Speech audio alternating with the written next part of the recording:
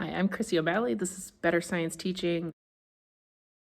What I want to show you today is a few different types of chemical reactions. It's part of a set of demos that I do with my students. Some years I have them do them on their own in small groups. This year's a demo year because of COVID. But I also wanted to make a recording because some students missed that activity, but I thought I would share it with you guys too. So I'm going to try to do these a little bit quickly. So here we go. So first what I'm going to do is start my burner. I've been using this all week, so pretty well. There we go. All right, so the first thing that we're going to do is take a look at what happens if we add heat to magnesium ribbon. Here's what this looks like. We hardly ever have to buy this because it comes in like a big long piece, and we only need a little bit. I'm going to because this is for video, so I'm going to use a bigger piece. It's pretty brittle. It doesn't bend very much. In order to do this, I need a watch glass to be handy. I've got my piece of metal. Actually, I'm going to drop it into a beaker instead. So here we go. Take my magnesium ribbon and a pair of tongs, hold it over my burner, and we get a really bright light. So what's happening there is we have magnesium combining with oxygen in the air in the presence of heat, and we're creating magnesium oxide, which looks a lot different than the metal that we started out with. I'm going to drop that down into the beaker.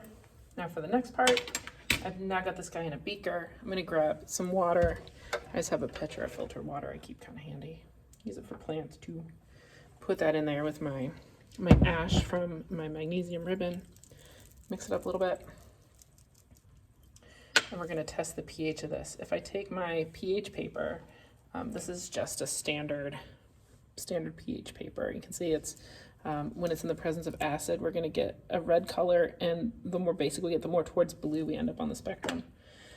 So if I take that paper and I stick it down in this thing, we get a very dark green color. So we have something that's very basic. And so what happens when we take that magnesium oxide and put it in water is we get magnesium hydroxide. If you don't believe me, I can take this and I can test it with my pitcher of water. If I just pour it on my paper here, I just get wet paper. It's a little bit green because it's splashed, but it's definitely not as green as with the magnesium hydroxide in it. So I'm gonna set that aside. Next thing we're gonna do is take a look at what happens with copper metal. If you're a teacher and you're watching this and you haven't done these before, keep in mind that sometimes instead of copper metal, you get copper colored metal. So just be aware, you buy it from someplace reputable so you know that it's copper. Wire may work too, but I haven't tried that. If I hold that over the flame, I get green color. If you didn't see it, maybe rewind it and see if you can see it. I can see it a little bit there. You can see a green flame. That's because that copper is oxidizing into copper oxide. And copper, when it's combined with oxygen, gives you a green color. You see this with fireworks, or if you think about the Statue of Liberty, that's bronze, or if you know of an older building that had copper flashing or copper tiles on top, you may see that green color there as well. All right, so those are both combination reactions. Next, we're going to do a decomposition reaction. This one is probably going to be a little bit tough to see, but what I have is a tube with sodium bicarbonate in it, and we're going to heat this up to decompose it. And when we decompose things, that's when we break it apart into other things. What I would recommend you do with this is hold it with a test tube clamp. And whenever you're heating up a test tube, make sure that the point, or that the open end of it, is pointing away from people. You probably want to keep it away from windows. It also has the side effect of keeping it away from my classroom plants. But what I want you to look for is evidence that something is decomposing here. So with a chemical reaction, you're going to see generally, you may see light, you may see bubbles, you may see evidence that a gas is being released. So here, and I'm not sure if this is going to film well at all, but what happens here with our sodium bicarbonate, which by the way is the same thing as baking soda, is that water is one of the byproducts. And so as this gets heated, you may see a little bit of fogging up happening inside the test tube. And what that is the water vapor coming out of that sodium bicarbonate and then condensing on the inside of the tube. And so I try not to heat this up too much. The other way that you would actually measure this is if you would get the mass before and after. I'm not gonna put that on film today. With my students, it's generally the loss of about 1 gram, but we don't do anything quantitative with that. But you can kind of see that it's getting a little bit foggier up at the top of the tube. And the further I let this go, the more and more liquid is going to condense on the top. So I'm going to bring this a little closer so you can see it. So there's some condensation happening there on the tube. Again, I'm not turning the tube to face myself because if that's something that could be explosive or bubble out of there, I don't want it to shoot at my face. If you are doing this and measuring the change in the mass, you want to make sure that you move your tube up and down along the flame. I don't want to get too high because of my piece of tape up there. I don't want it to burn. But you want to move it along the tube so you can heat the entire length of the tube up and evaporate that water out of the tube. So that's about what you would see if you're doing this to measure the mass quantitatively, how much had been lost. You want to make sure that you heat it up all the way so that you evaporate all that liquid that condenses on the inside. I'm not going to go too far with this because you're not going to see anything different in the video. The other thing that happens is the clamp gets a little bit hot, so we're going to set that one aside. One thing that you could do with that, that's the only decomposition reaction we're going to look at today. One thing you could do with that is save it for later for our double replacement reaction. I just have a separate tube set aside for that. Okay, single replacement reactions. So what we're going to do now is look at silver nitrate when it's combined with copper. So I have my piece of copper from before. I heated it up. There's some copper oxide on there, but that doesn't mean we can't use it for the next step because all we're doing is observing different types of reactions. So you could grab a piece of steel wool and rub this off. I just kind of do it with my fingers, just copper oxide. That's what I get as a person who is trained in chemistry and geology. I'm not really afraid of minerals, but there's copper oxide on there. What I'm going to do is grab a tube of silver nitrate. Now, if you're using silver nitrate and you're using either a solution or using crystals, just be careful about getting this on your skin. This is the same chemical that gets used in black and white photography to develop black and white photos. If you get this on your skin and you leave it exposed to light, it will develop and you'll end up with little black streaks and spots on your hands. I had a student once, somehow crystals got blown off of a table and they were close enough to the student, they got actually on their face. So just be aware of that. It's not a problem. There's no way to wash it off. You just have to wait until those cells go away. So I'm going to drop this piece of copper in there. I'm going to see if anything happens. We know that's copper and not just copper colored metal. This is not a quick reaction. So when you start this, drop it in there, then let it go. We'll come back to this again. Again, this is going to be a single replacement with silver nitrate and copper. So I'm going to set that aside. Another one to look at would be zinc and hydrochloric acid. So this has little granules of zinc in it. And what I'm going to do is combine that with some 1 molar hydrochloric acid. For demonstrations like this that aren't quantitative, I just kind of use whatever acid I have sitting around that I don't really know about. This was left over from some titrations, so it's perfectly fine for this. Here we go.